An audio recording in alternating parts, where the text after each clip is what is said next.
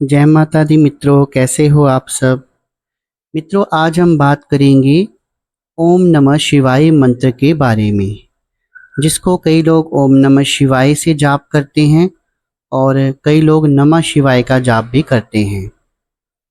तो आज का विषय ये है कि कुछ लोग क्या करते हैं, बिना किसी ब्रह्मचर्य के, बिना नियमों के पालन किए लगातार ओम नमः शिवाय का जाप करते हैं। तो क्या ऐसा करना चाहिए या नहीं करना चाहिए?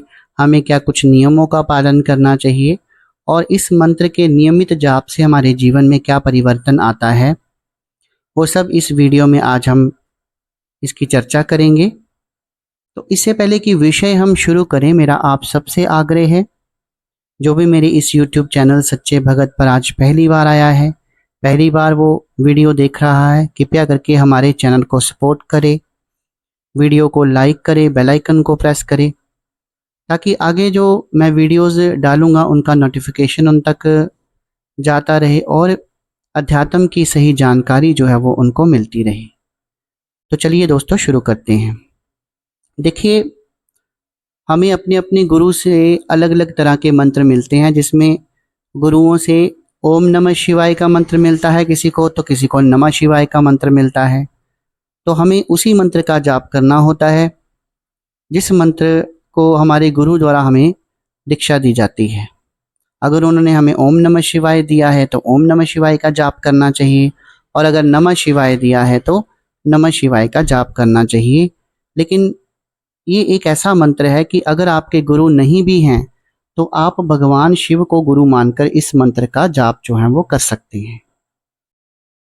इससे पहले कि मैं आपको व्यक्ति के जीवन में क्या क्या परिवर्तन आते हैं उसके बारे में मैं आपको बताऊं, इससे पहले मैं आपको बता देता हूं कि अगर आप ओम नमः शिवाय मंत्र का जाप कर रहे हैं तो आप किन साधारण नियमों का जो है वो पालन कर सकते हैं। सबसे पहले तो मंत्र अगर गुरु दीक्षित हो, गुरु से मिला हो तो बहुत बेहतर है।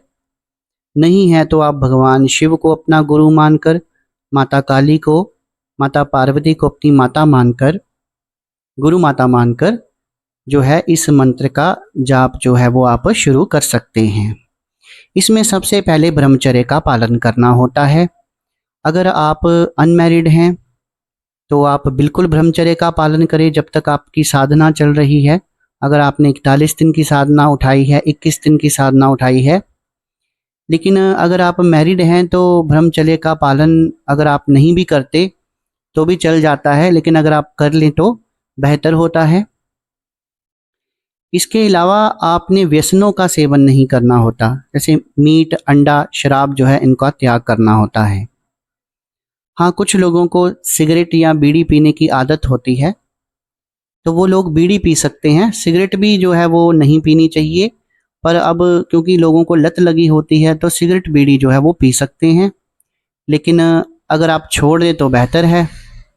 लेकिन जो मीट, अंडा, शराब है और जो व्यसन जितने भी हैं उनका सेवन आपने नहीं करना है। तो ये हो गया कि आपने क्या खाना है क्या नहीं खाना है, और बाहर का बिल्कुल नहीं खाना है, किसी के घर का नहीं खाना है, और हो सके तो अपना भोजन जो है अपने हाथों से बनाइए। प्याज लहसुन का परहेज़ कर सकते हैं अगर करना चाहें तो। प्याज लहसुन का परहेज़ करने का मतलब ये होता है कि प्याज लहसुन जो है उनको उत्तेजक माना गया है। उसके पीछे साइंस ये है कि अगर इस चीज़ को हम डालेंगे, हमारा खाना सादा नहीं होगा तो हमारी कंसंट्रेशन जो है वो नहीं बन पाएगी। ये नहीं है कि प्याज जो है वो सात्विक नहीं होता, तामसिक होता है, ऐसा कुछ नहीं होता है। एक चीज़ आप और कर सकते हैं कि जहाँ पर आपने साधना करनी है, अपनी तपस्या पूजा पाठ करना है, वो जगह जो है एकांत में हो, जहाँ आपका घर में वो कमरा अलग हो, ये भी बहुत ज़रूरी है।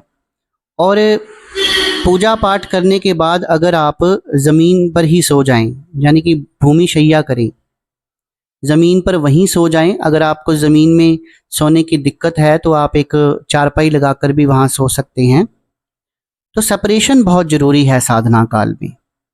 अगर आप एक निश्चित संख्या तक मंत्र का जाप कर रहे हैं तो आपको अलग सोना जो है वो बहुत ज़रूरी है। बाकी पूजा पाठ तो मैं बहुत बार आपको बता चुका हूँ कि मंदिर में पंचोपचार से कैसे पूजा करनी है, क्या भोग प्रसाद देना है। इसके अलावा एक ज़रूरी चीज़ है कि जिस इष्ट की आप पूजा कर रहे हैं, मान लीजिए अब यहाँ पर आप भगवान शिव की पूजा कर रहे हैं, तो आप मंदिर डेली जाएं। अगर आप डेली नहीं जा सकते तो सोमवार के सोमवार आपको मंदिर जलाना जरूरी है, वहाँ पर जाकर भगवान शिव पर जल चढ़ाना जो है वो जरूरी है। तो ये साधारण नियम है, पंचोपचार से अपने मंदिर, जो घर का मंदिर है, उसमें पूजा करना जरूरी है। तो चलिए दोस्तों, अब कुछ आपको मैं ये बता देता हूँ कि जब आप ओम नमः शिवाय का जाप करना शुरू करते हैं तो आपके जीवन में क्या परिवर्तन आते हैं। कई बार मैं अपनी वीडियोस में आपको बता चुका हूँ कि जिस तरह का स्वभाव हमारे इष्ट का होता है, उसी तरह का स्वभाव थोड़ा थोड़ा जो भगत है उसका भी होने लगता है। अब हमारे भोले बाबा जो हैं वो हमेशा तपस्या में लीन रहते हैं, शांत स्वभाव के हैं। तो आपका पहले कितना भी उग्र स्वभाव क्यों ना रहा हो, धीरे धीरे आपका स्वभाव जो है वो काफ़ी शांत हो जाता है। आपका सांसारिक मोह माया से जो मन है वो उठ जाता है और आप वैराग्य की तरफ जो है वो चल देते हैं, क्योंकि भगवान शिव भी वैरागी हैं। लेकिन कुछ लोग ज़्यादा ही शो ऑफ करने लगते हैं। जैसे कुछ लोग माता काली की, माँ पार्वती की पूजा करते हैं, तो मैंने देखा है कुछ लड़के कुछ ज़्यादा ही करना शुरू कर देते हैं। चलो कभी कभार मेहंदी जैसे लगाते हैं वो, जब उनका मन करता है वो तो ठीक है, लेकिन वो फिर स्त्रियों की तरह वस्त्र पहनने लगते हैं, उनकी तरह श्रृंगार करने लगते हैं।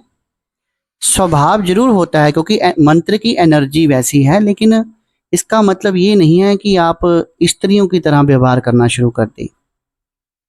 वो गुण तो आ जाते हैं माता की, जैसे स्वभाव जो है वो चल गुण बढ़ जाता है, क्योंकि माँ चंचल हैं, शिव जो हैं वो स्टेबल हैं। लेकिन कुछ लोग ज़्यादा करते हैं, लेकिन मैं ज़्यादा नहीं बोलना चाहूँगा, फिर ऐसे यहाँ पर किंवदंती हो जाएगी, क्रिटिसिज्म हो जाएगा। तो ऐसा हमें नहीं करना चाहिए। पर यह भी सच है कि उस इष्ट के गुण हमारे में आना जो है वो शुरू हो जाते हैं। जब आप कुछ संख्या का संकल्प लेते हैं, संकल्प लेने के बारे में मैं आपको काफ़ी बार बता चुका हूँ, और एक निश्चित संख्या तक आप जाप करते हैं किसी मंत्र का। अब ओम नमः शिवाय या नमः शिवाय मंत्र का पुरशरण जो है वो 5 लाख का है। 5 लाख जाप करने के बाद इसका लॉक जो है वो खुलता है। तो उस संख्या तक अगर आप पहुंचते हैं तो आपको, आपके जीवन में परिवर्तन तो होता है, लेकिन आपको कुछ सिद्धियां भी फिर प्राप्त होने लगती हैं, लेकिन इतनी बड़ी सिद्धियां नहीं जैसे भगवान हनुमान के पास थी। अणिमा, महिमा, गरिमा, लघिमा, प्राप्ति, प्राकम्य, ईशित्व और वशित्व।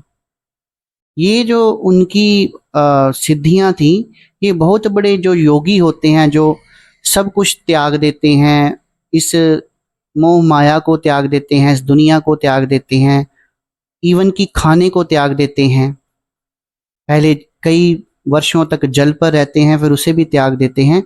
उस तरह के जो तपस्वी हैं, जो कहीं गुफाओं में बैठे हैं और वर्षों से तपस्या कर रहे हैं, और उन्होंने तो एक तरह से अपने शरीर भी त्याग दिए हुए हैं, उनको इस तरह की सिद्धियां बहुत हायर लेवल पर जाकर मिलती हैं कि उनकी सारी चक्र जागृत हो जाते हैं, वो अलग अलग लोकों में भ्रमण करते हैं। ठीक है, लेकिन जो हम मनुष्य हैं, गृहस्थ व्यक्ति हैं, हमें भी सिद्धियां प्राप्त होती हैं, लेकिन हमें छोटी लेवल की सिद्धियां प्राप्त होती हैं। जैसे हमें किसी चीज़ का पहले पूर्वाभ्यास होना लगता है कि ये वाली घटना हो सकती है या होने वाली है, हमें वाक सिद्धि प्राप्त हो जाती है, जो हम कह देंगे अपनी गद्दी पर बैठकर वही हो जाता है। तो इस तरह की छोटी छोटी सिद्धियां जो हैं वो प्राप्त होती हैं। ऐसे नहीं होता है कि हम दिव्य पुरुष बन गए। हम कहते हैं कि जब इष्ट की सिद्धि प्राप्त हो जाए या आपकी दिव्य दृष्टि खुल जाए तो आप देवतुल्य ही हो जाते हैं। उसके लिए वर्षों तपस्या करनी पड़ती है, और मोह माया को त्याग कर जंगलों में रहना पड़ता है, गुफाओं में रहना पड़ता है, और कई महर्षि तो बर्फ में बैठकर तपस्या करते हैं। लेकिन हमें इस प्रकार की सिद्धियां नहीं होती। यही होता है कि हमें कोई इष्ट का गण प्राप्त हो जाए, या हमें स्वप्न में जो है वो हमारे इष्ट के दर्शन हो जाएं, या फिर हमें भगवान शिव की कृपा से कोई उनका ऐसा गण प्राप्त हो जाए जो हमें स्वप्न में भी दर्शन दे, या हमें समय समय पर गाइड करे, एज ए स्पिरिचुअल गाइड वो हमारे साथ चले। तो इस तरह की सिद्धियां ही गृहस्थ आश्रम में रहकर मिल सकती हैं, पर इन सिद्धियों को प्राप्त करना भी बहुत मुश्किल होता है। वो हमारा स्पिरिचुअल गाइड बन जाते हैं जो भगवान शिव के गण होते हैं।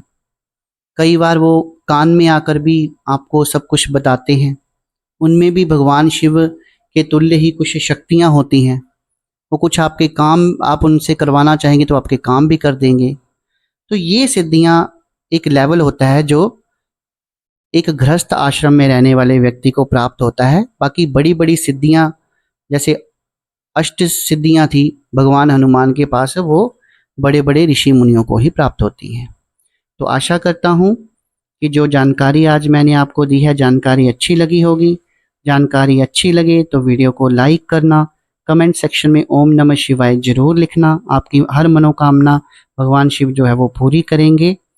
वीडियो अच्छी लगे तो वीडियो को शेयर भी करना। आज की वीडियो में बस इतना ही। कल फिर हाजिर होऊंगा एक नई वीडियो के साथ। तब तक के लिए शुभ रात्रि।